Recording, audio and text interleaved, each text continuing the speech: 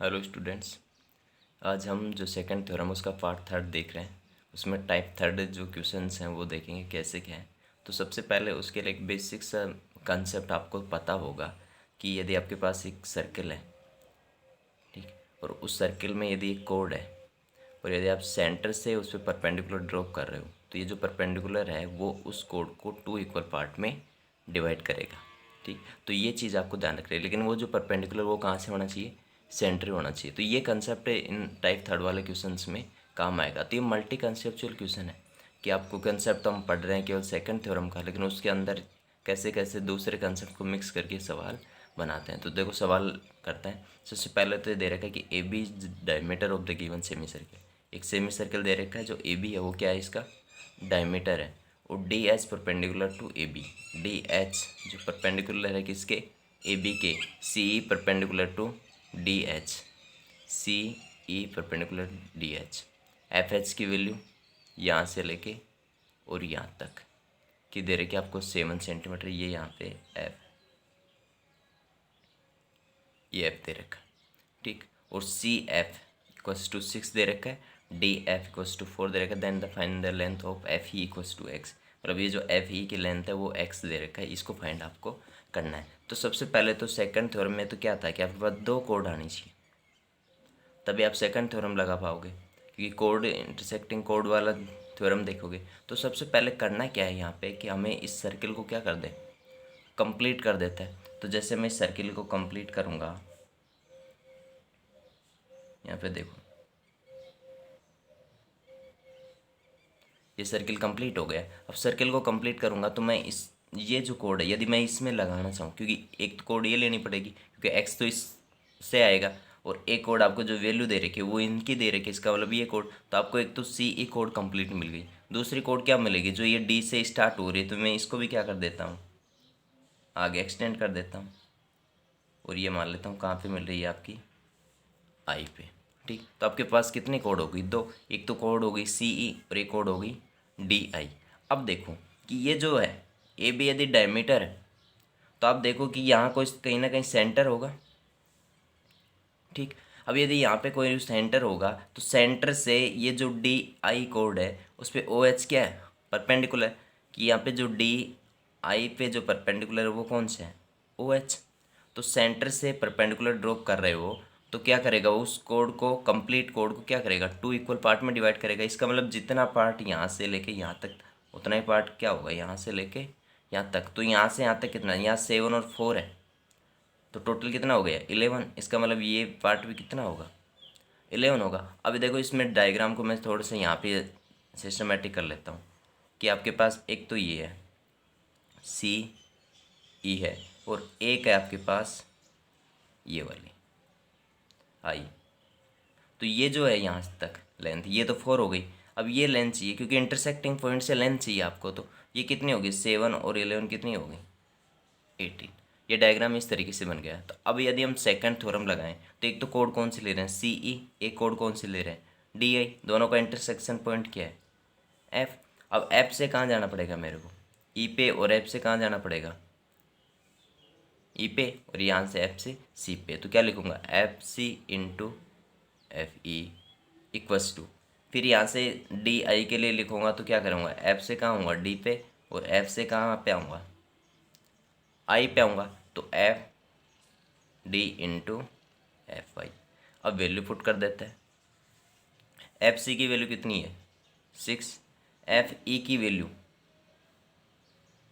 X equals to F D की value 4।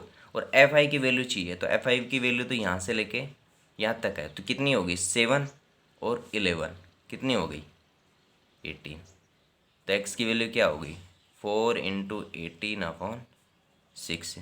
तो x equals to इसको कैंसिल करेंगे तो कितना आएगा? 3। तो ये कितना आ गया? 12 सेंटीमीटर। तो 12 सेंटीमीटर कौन से ऑप्शन में? डी ऑप्शन में। तो ये कंसेप्ट है आपका।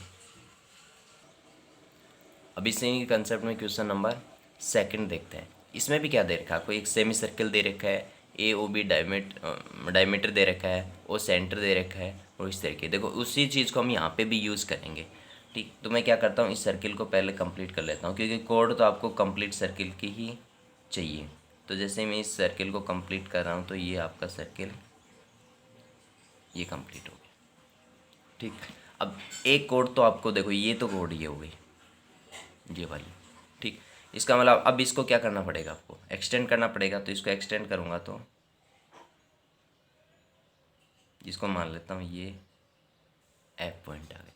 तो एक तो कोड आ गई आपके पास बी ई और एक कोड आ गई आपके पास डी एफ।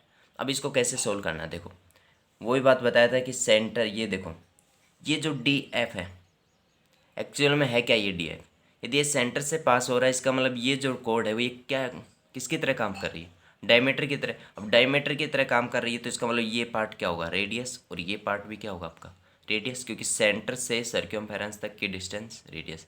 इसका मतलब यदि ये 6 + 2 8 है तो ये भी कितना होगा 8। तो ये यहाँ से लेके यहाँ तक की लेंथ कितनी आ गई आपके पास 8 आ गई। और लेकिन यहाँ पे देखो यदि मैं इन दोनों कोड को यूज़ करूँ डी एफ और ई बी, इन दोनों कोड को यूज़ करूँगा तो देखो डी एफ के लिए तो ठीक है कि इंटरसेक्शन पॉइंट से सी, इंटरसेक्शन पॉइंट ये रहा तो सी से डी जाएंगे तो उसकी लेंथ ही मिल गई, और सी से एफ आएंगे तो उसकी लेंथ ही मिल गई। 6 + 8 कितना हो गया 14। लेकिन यदि इस कोड के लिए बात करूँ कि सी से ई जाऊँगा तो आपको एक्स चाहिए, ठीक है। फिर सी से बी जाऊँगा तो यहाँ पे तो लेंथ चाहिए ना आपको, एक इसकी लेंथ चाहिए, क्योंकि यदि आपके पास 2 अननोन होंगे तो वैल्यू कैसे फाइंड करेंगे। तो ये तो पूछ रहा है चलो, लेकिन ये भी अननोन है। तो अब क्या करते हैं कि आप खुद बताओ कि यदि ये 8 है, ये है क्या एक्चुअल में रेडियस। इसका मतलब ये ओ बी भी क्या है आपकी रेडियस ही तो है। अरे रेडियस तो सभी पूरे सर्किल में क्या होंगी सेम ही तो होंगी। तो ये यदि ये 8 आ गया, ये 6 आ गया, तो आप ये ट्रायंगल देखो सी ओ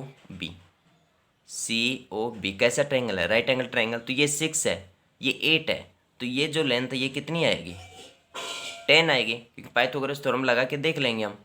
अब देखो ये हो गया 10। अब हम आराम से इसमें लगा सकते हैं। देखो इंटरसेक्शन पॉइंट क्या है सी, तो सी से कहाँ जाएंगे डी पे, क्योंकि कोड डी एफ के लिए लिख रहे हैं पहले हम। तो सी से डी इनटू, फिर सी से कहाँ आएंगे एफ इक्वल्स टू, फिर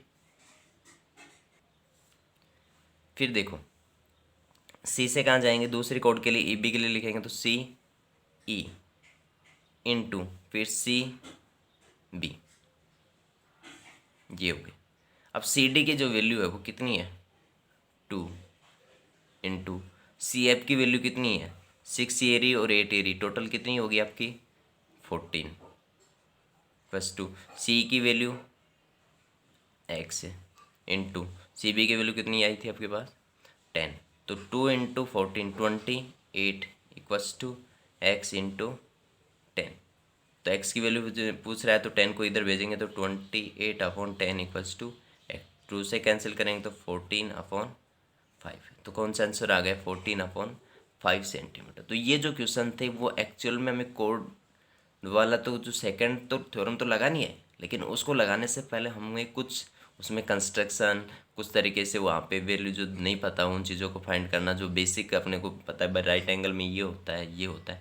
तो इस तरीके से आपके इस पार्ट में केवल 2 ही सवाल है, लेकिन दोनों सवाल को आपको बार बार इनको देखना है कि कंसेप्ट में क्या आ रहा है। तो यदि आप इनको बार बार रिवाइज करोगे तो ये चीज़ें आपको याद होने लगेंगी और बहुत ही यूज़फुल होगा जब आप ज्योमेट्री के लिए अच्छे अच्छे कॉम्पिटिशन दोगे। तो यदि आपको ये वीडियोस पसंद आ रहे हैं तो प्लीज़ इनको लाइक करें, कमेंट करें और दोस्तों को भी शेयर करें, जिससे इसमें ज़्यादा से ज़्यादा लोगों को इसका फ़ायदा मिल सके, क्योंकि ज्योमेट्री के ऐसे वीडियो आपको कभी भी यूट्यूब पे नहीं मिलेंगे।